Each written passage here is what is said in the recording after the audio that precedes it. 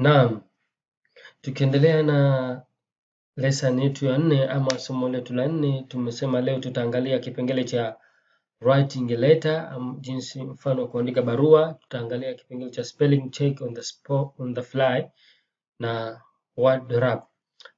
Katika mfano wetu wa barua leo tutaandika barua yetu kwa lugha ya Kiingereza ili tuweze kufaidika zaidi na vitu kama spelling check, kwa sababu kama tunavyoelewa Microsoft Word imetengenezwa kwa lugha ya Kiingereza zaidi. Kwa maana tukiwa tunaangalia spelling check, ikiwa tutaandika Kiswahili hatutofaidika zaidi, kwa sababu hii word ni ya Kiingereza. Tukiandika Kiswahili maneno mengi yatakuwa hayaeleweki ama Microsoft Word hayaifahamu.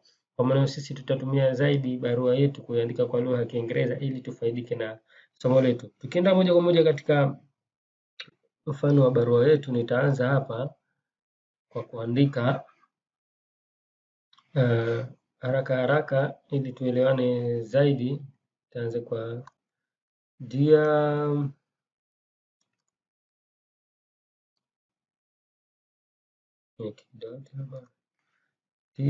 Mr.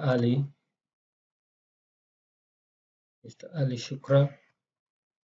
Nitaweka kitu kidogo enter.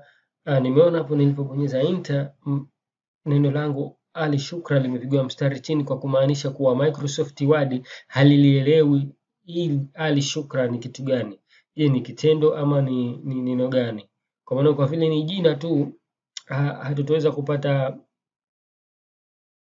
hatutaweza kupata labda marekebisho yake, tutaliignore tu ili tuendelee na barua yetu. Then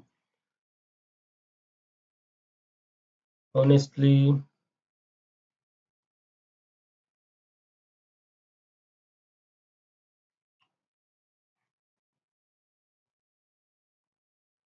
and surely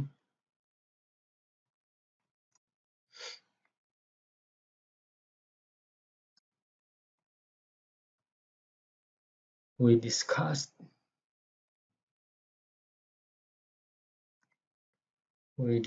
before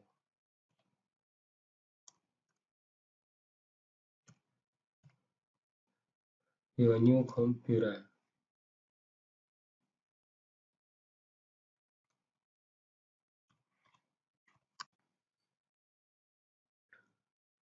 machine.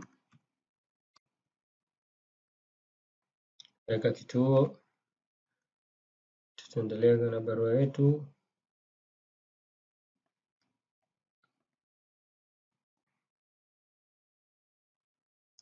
I'm sure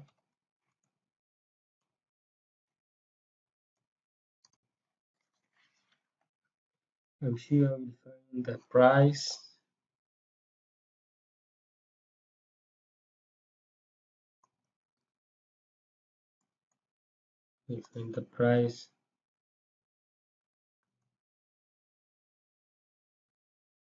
as well within. Kama unavyoona tulivyokuwa tunaendelea na barua yetu, ilipofika is neno within likashuka chini. Kipengele hichi ndio tunakiita word wrap.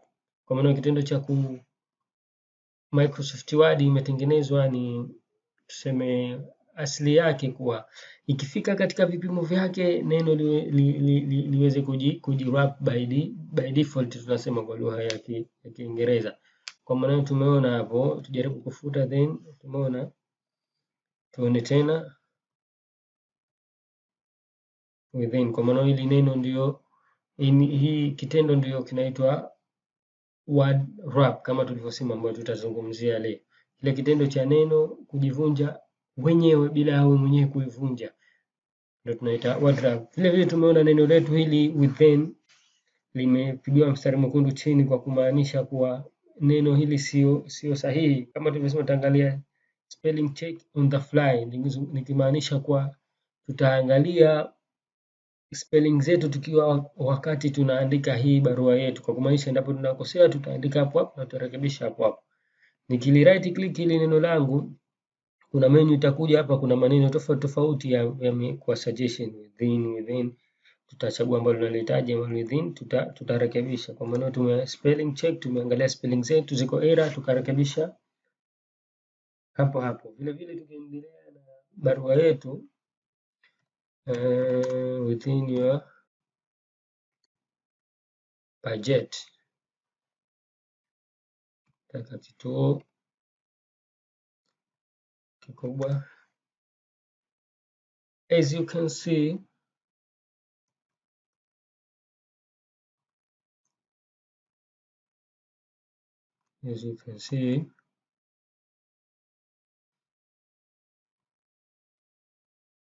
tamweka koma,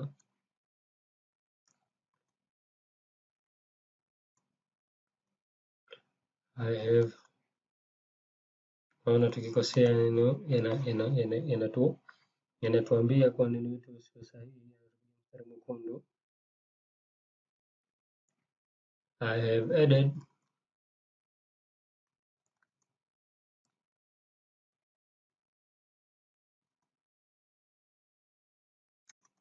a new memory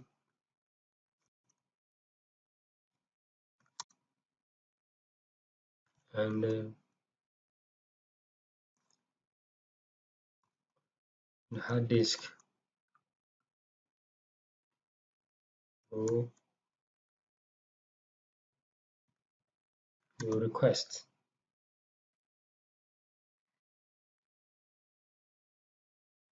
Kwa kituo, tuendelea na barua yetu.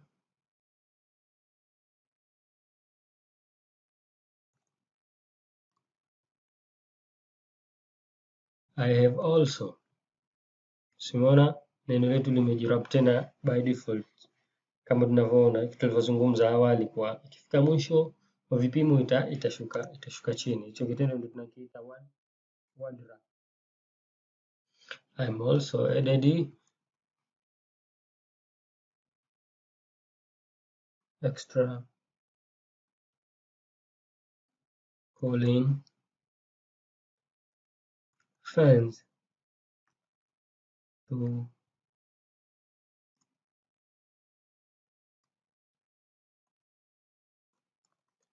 your case. Taka full stop. Naam, kama tulivyozungumza, hauna haja wewe kubonyeza enter ili kushusha chini, maneno yako yatajirap. Ile tukaangalia spelling check, tumeona na tuka change kwa maneno yaliyosuggestiwa na Microsoft Word ambayo yako sahihi. Bila shaka nimezungumzia spelling check na word wrap na umefaidika vya kutosha. Usiache kusubscribe channel yetu. Kwa lessons zinazofuata tutaangalia kipengele hichi katika entering a text. Tutaangalia vitu tofauti tofauti vinavyoendelea katika barua yetu. Kwa maana subscribe leo ili kuweza kupata mwendelezo wa vipindi vyetu. Asante sana.